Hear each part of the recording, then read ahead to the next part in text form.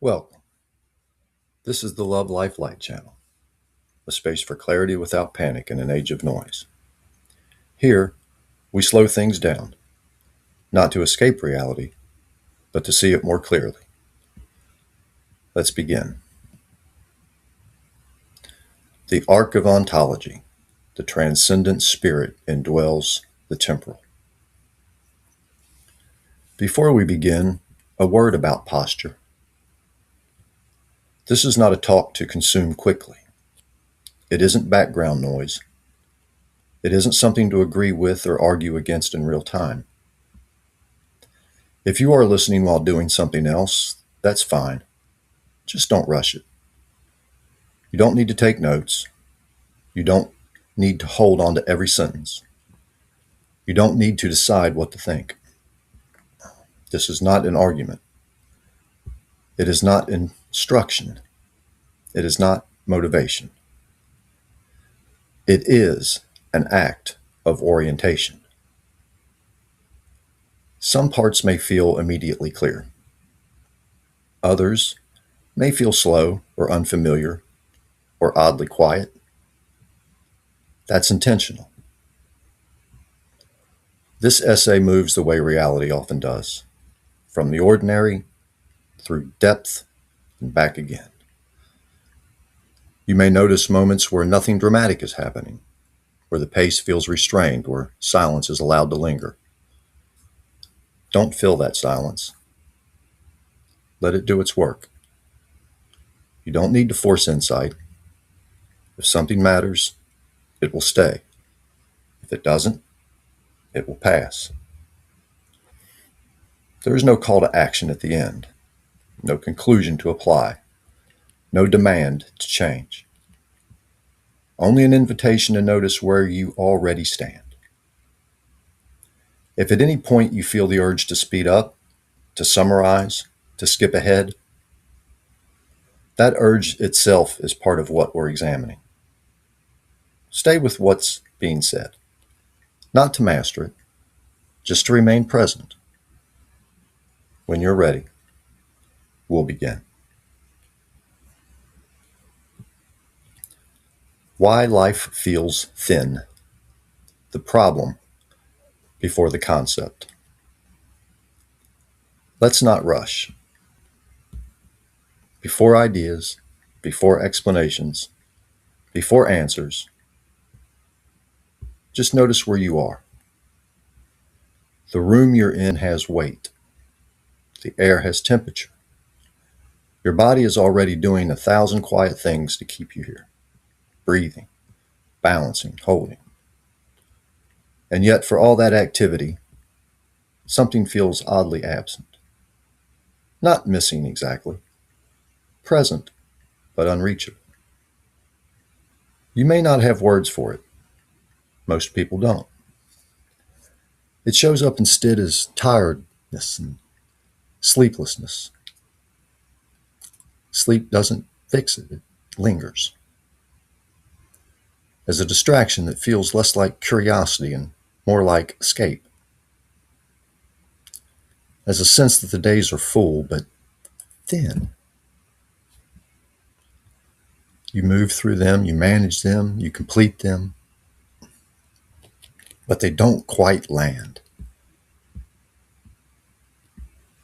There is a strange exhaustion that comes from doing many things that never fully arrive. This isn't despair. It's quieter than that. It's the feeling that life is happening everywhere and yet somehow not here. Something essential is present everywhere and yet absent from how we live. Hold that feeling. We won't explain it yet. Most people don't describe their lives as meaningless. They describe them as busy. Calendars are full. Notifications arrive on time. Responsibilities are met. Life is not empty, and yet it feels weightless. Days slide into one another without resistance. Weeks pass without leaving a mark. Even good moments vanish quickly as they never quite rooted themselves in place. Meaning, when it appears, feels optional, something you add, not something that binds. Time, especially, no longer feels like a gift. It feels like pressure. You don't enter time, you chase it. You don't receive it, you spend it. And there is always the sense that you are behind. This is not how time was once experienced. For most of human history, time was not primarily managed. It was inhabited. Days had texture. Seasons carried instruction. Moments were not interchangeable. Time was not a container to be optimized. It was a field to stand within.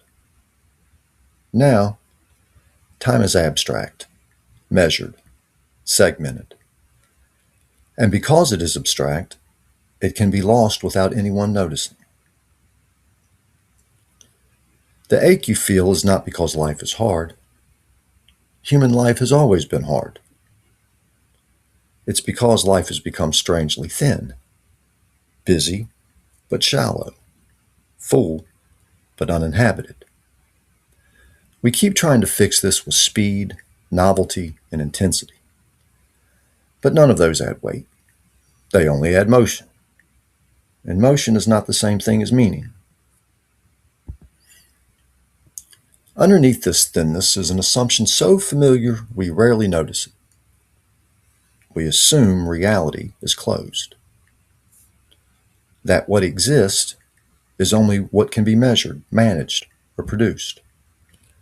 That meaning is something we generate internally. That value is something we assign. In this view, transcendence is suspicious. If it appears at all, it feels like intrusion, or fantasy, or nostalgia. So life becomes a project. If reality is closed, then meaning must be forced. You must create yourself, justify yourself, prove yourself. Identity becomes a task. Purpose becomes a performance. Freedom becomes the absence of restraint. This is why everything feels fragile. If meaning depends on you, if it can fail when you do, if value is assigned, it can be withdrawn. If identity is constructed, it can collapse. The pressure you feel is not accidental. It is the natural weight of a closed world. But consider the alternative. If reality is not closed, if it is open, then life does not need to be forced. It can be received. Meaning would not be something you invent. It would be something you recognize. Time would not be an enemy. It would be a medium of participation. Freedom would not be escape. It would be alignment. We have not lost meaning because it disappeared. We have lost it because we stopped expecting it to be there. So here is the question that must be asked before anything else. What if life feels thin? Not because it lacks meaning, but because it has been cut off from its source. What if the problem is not effort, but orientation? What if reality is not empty, but inhabited? And we have learned to live as if it were sealed shut. If that were true, then the most important task would not be self-expression. It would be learning how to stand again within what is. That is where we go next. What ontology actually means. Being before belief. The word itself often stops people. Ontology. It sounds technical, abstract, removed from ordinary life, but it isn't. Ontology is simply a way of asking, what is actually here? Not what we think about it, not how we feel about it, not what we call it, what is. Ontology comes before opinion, before reaction, before explanation. Before beliefs are argued, something is already present. Before values are chosen, something already exists. Before meaning is debated, something is already there. Ontology is not a theory you adopt. It is the condition you are already standing inside. You don't choose gravity before you walk. You don't invent light before you see. You don't vote on whether time passes. These things are given. Ontology names that givenness. When people avoid ontology, they don't become neutral, they become unaware. They begin reacting to reality without first noticing what kind of reality it is. That confusion costs more than we realize. One of the most common confusions is subtle. We treat experience as if it defines reality, but experience changes. Your mood changes, your memory changes, your interpretation changes. The world does not rearrange itself each time you do. Being is not the same as experience. Think of entering a dark room. When the light is turned on, the room does not come into existence. It is revealed. The furniture was already there. The walls already stood. The space inside had shape. Light does not invent the room. It discloses it. Experience is like that light. It reveals. It does not create. Confusion begins when we reverse the order, when we assume reality depends on how it feels to us. When experience becomes primary, everything becomes unstable. Meaning fluctuates. Truth thins. Identity fractures. You cannot build a life on what shifts every hour. Being is quieter than experience, but far more reliable. It holds when feelings do not. Every serious question depends on what kind of world we inhabit.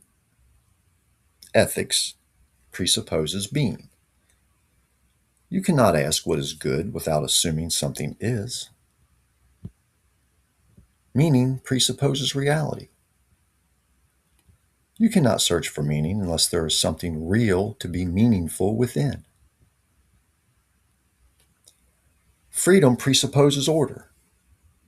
You cannot move freely unless there is a structure that makes movement possible. This is why confusion here spreads everywhere else. If being is vague, ethics becomes preferences. If reality is unstable, meaning becomes personal. If order is denied, freedom collapses into impulse. This is not a philosophical problem. It is a lived one. You feel it when every decision feels heavy. Your choice feels exhausting. Your identity feels like maintenance. You were not designed to create the ground you stand on. You were meant to stand within something that already holds. You cannot live well in a world you do not understand. If ontology matters, and it does, then the most important question is not how we feel. It is what kind of reality we inhabit. Is it closed or open? Empty or inhabited? Silent or meaningful before we speak? If reality has depth, then surface explanations will never be enough.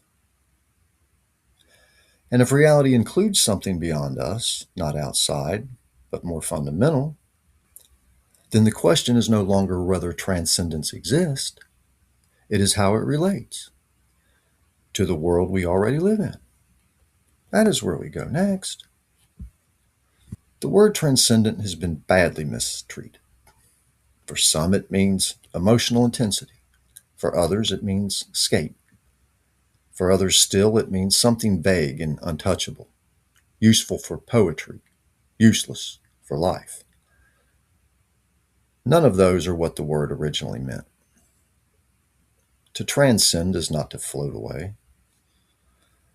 The word comes from a simple idea: to rise beyond, not to abandon, not to reject, not to dissolve. Think of standing on a hill. You have not left the land. You have not denied it. You see more of it. Transcendence does not negate reality, it intensifies it. The word transcendent has been badly mistreated. For some, it means emotional intensity. For others, it means escape. For others still, it means something vague and untouchable, useful for poetry, useless for life. None of those are what the word originally meant. To transcend is not to float away. The word comes from a simple idea: to rise beyond, not to abandon, not to reject, not to dissolve. Think of standing on a hill. You have not left the land. You have not denied it. You see more of it. Transcendence does not negate reality, it intensifies it. The problem is that we have been trained to think in flat categories. Either something is in the world, or it is outside the world. Either it is practical, or it is abstract. Transcendence refuses that split. It names what is beyond without being absent, what is higher without being distant, what exceeds without escaping. If that sounds unfamiliar, it's because we've been living under a thinner picture of reality than previous generations assumed. Let's clear away the distortions. Transcendence is not an emotional high. If it were, it would vanish as soon as the feeling faded. It is not mystical escape. It does not pull you out of the world. It does not ask you to deny your body, your work, your limits. It is not a denial of suffering. If anything, it makes suffering harder to dismiss. And it is not a rival to reality. It does not compete with the world for attention. Most modern resistance to transcendence comes from this false fear. The fear that if something beyond us exists, we will lose ourselves. But domination is not transcendence. Erasure is not transcendence. Control is not transcendence.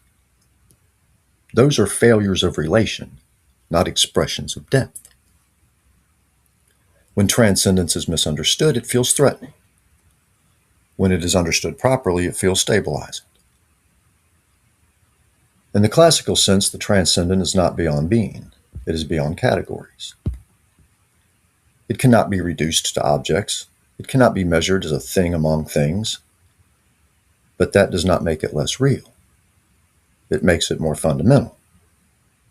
Think of a foundation. You don't live on the foundation in the way you live in the rooms above it. You don't decorate it. You don't rearrange it. But without it, nothing stands. The foundation is not less real because you don't see it daily. It is more real because everything depends on it.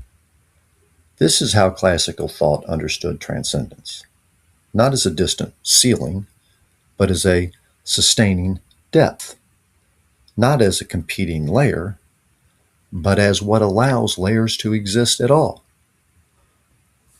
Transcendence is not what pulls you away from the world. It's what keeps the world from collapsing into flatness.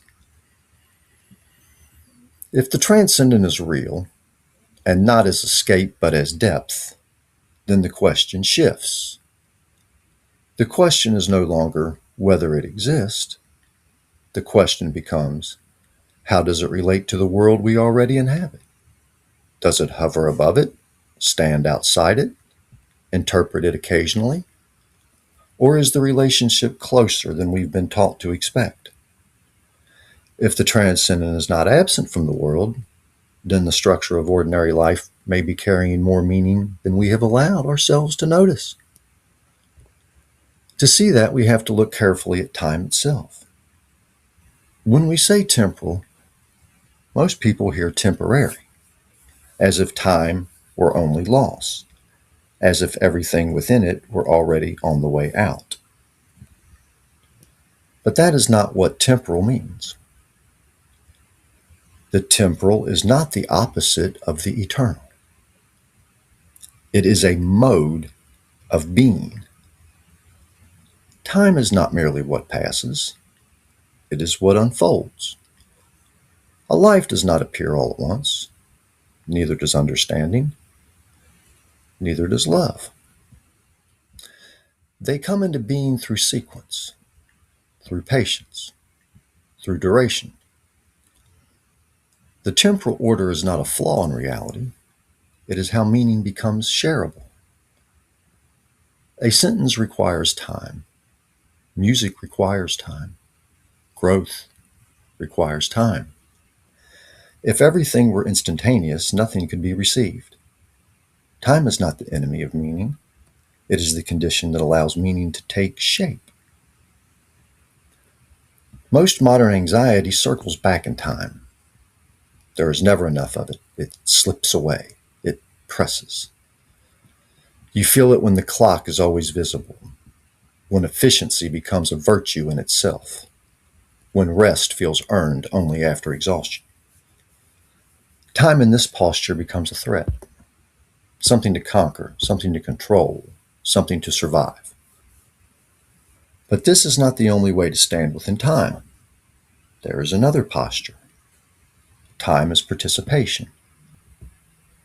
In this posture, time is not a resource to be spent, but a medium you move within.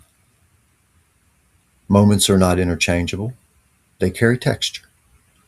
Morning is not night. Beginnings are not endings. When time is received rather than managed, urgency loses its grip. Not because nothing matters, but because things matter in the right order. You stop trying to extract everything from every moment, and you let moments be what they are. When time is severed from transcendence, something shifts. Time loses depth, becomes a flat line, a sequence without orientation. Without transcendence, time can no longer carry meaning. So meaning must be injected. Life becomes management. Calendars replace rhythm. Optimization replaces faithfulness. You are no longer living within a story. You are administering a system. This is why even success can feel hollow. The structure is efficient. The motion is constant. But nothing is inhabited.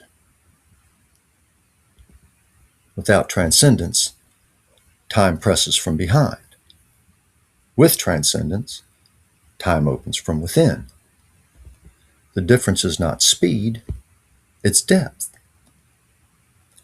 If time is real and meaning unfolds within it, and if transcendence is real, not as escape, but as depth, then the decisive question becomes unavoidable. How do these two relate? Does transcendence stand outside time, watching it pass? Or does it meet time where it actually is, within sequence, duration, and becoming? If the transcendent and the temporal are both real, then life turns on how they meet. That meeting has a name, and it is closer than we expect. If the transcendent meets the temporal, the language matters. It does not invade. Invasion implies violence, force, displacement. It does not merely interrupt.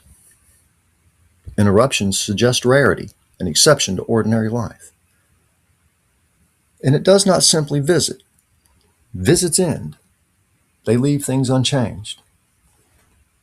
The word that fits is indwells. Indwelling names a presence that remains, a presence that sustains without overwhelming, that fills without erasing, that holds without gripping. Indwelling means distinction without distance. The transcendent does not collapse into the world does not dissolve into the transcendent. They remain what they are, and yet they are not apart. This is not domination. It is support, not interruption, continuity. Most resistance comes from fear. The fear that presence means control, that closeness means loss of freedom. But domination erases difference. Indwelling preserves it. Think of light in a room.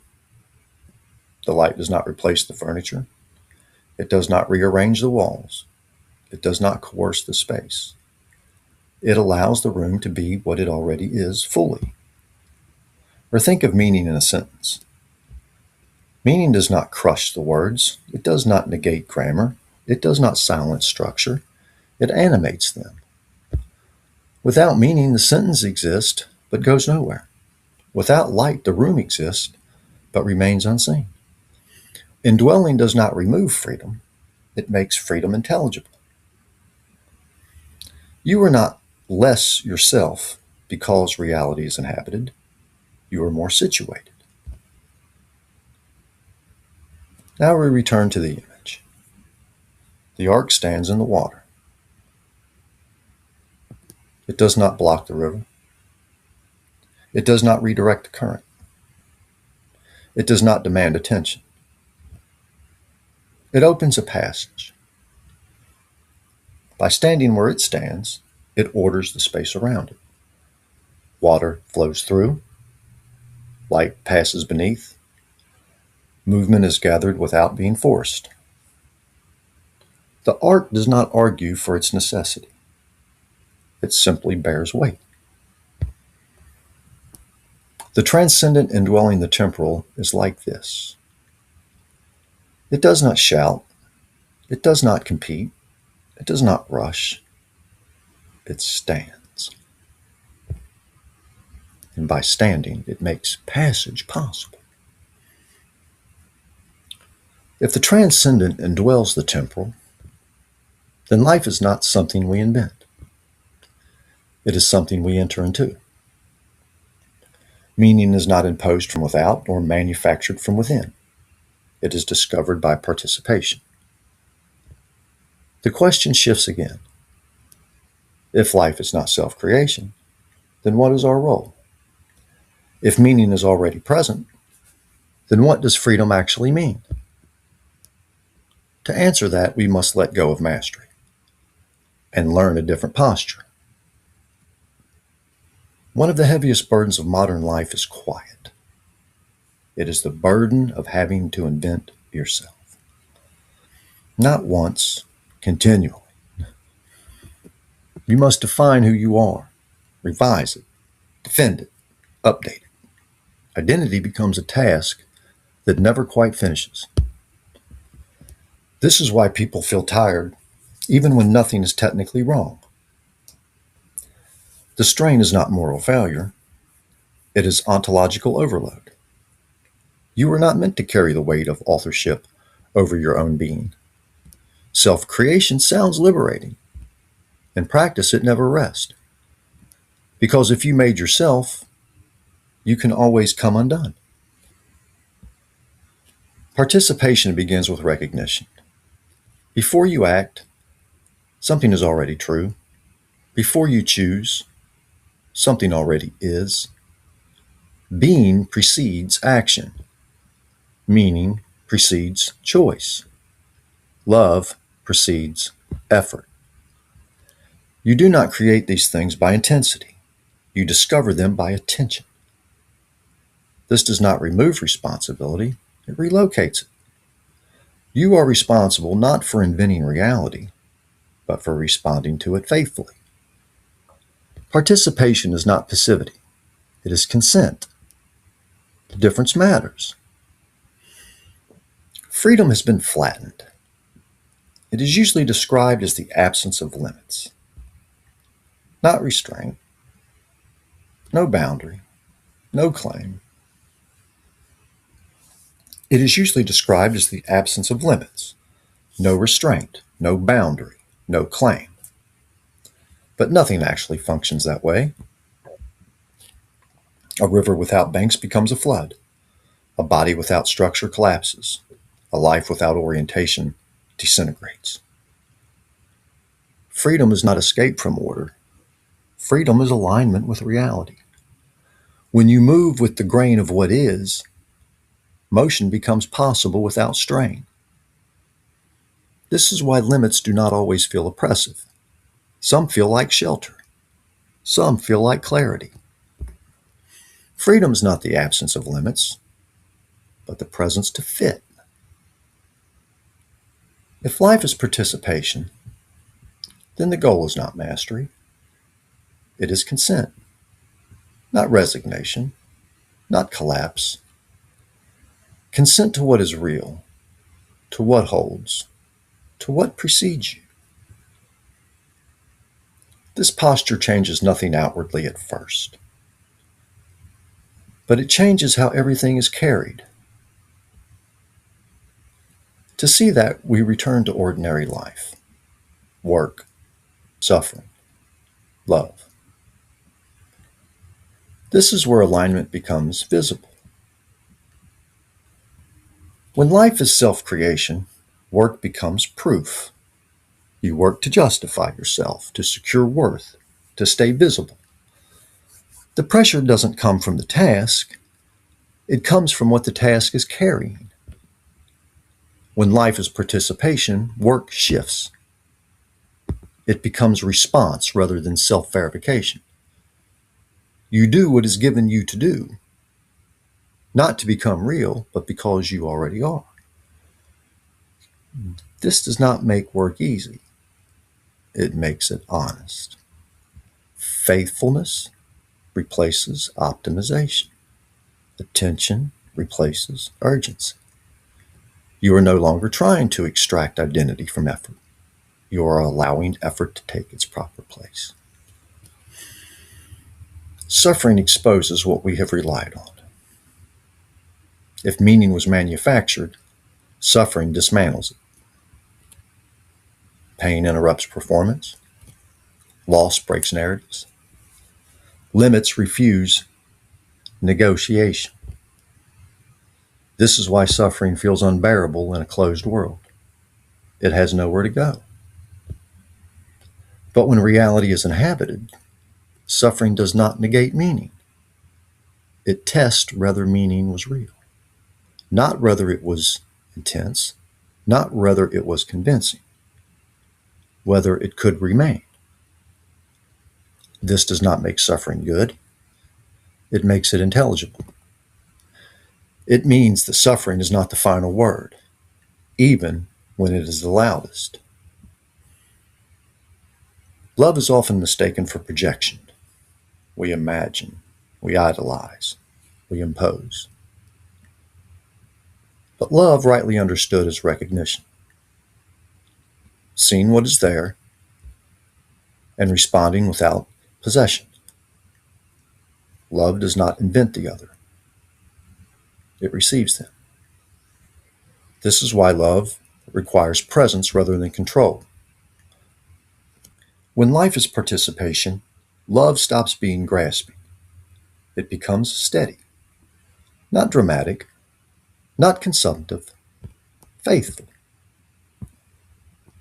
A life aligned with reality grows quieter, not smarter, quieter. Less need to announce, less need to justify, less need to hurry. Not because nothing matters, but because what matters no longer needs defending. The final movement is not instruction. It is rest. Resist the urge to do something with this. Not because it doesn't matter, but because it does. Urgency would miss the point. There is nothing here to apply, nothing here to optimize, nothing to perform. This is not a technique. It is an orientation. If you feel the pull to summarize, to capture, to explain, let that go. Reality does not require your management. The ark does not move. Water passes, time flows, life unfolds. The ark stands. It does not chase relevance. It does not announce meaning. It bears weight. You do not hold reality together. You move within it. Beliefs come later. Language comes later. Explanation comes later. Before all of that, there is something that holds. Standing within that is not resignation. It is relief. The transcendent spirit does not shout from beyond the world. He stands within it. Not as interpretation, not as interruption, not as threat, not as escape, as presence. And life rightly lived is not the effort to construct meaning, but the practice of remaining where meaning already is. Thank you for taking the time to think carefully. If this has helped bring clarity, take it with you and let it shape how you see, speak, and act. Until next time, remain steady.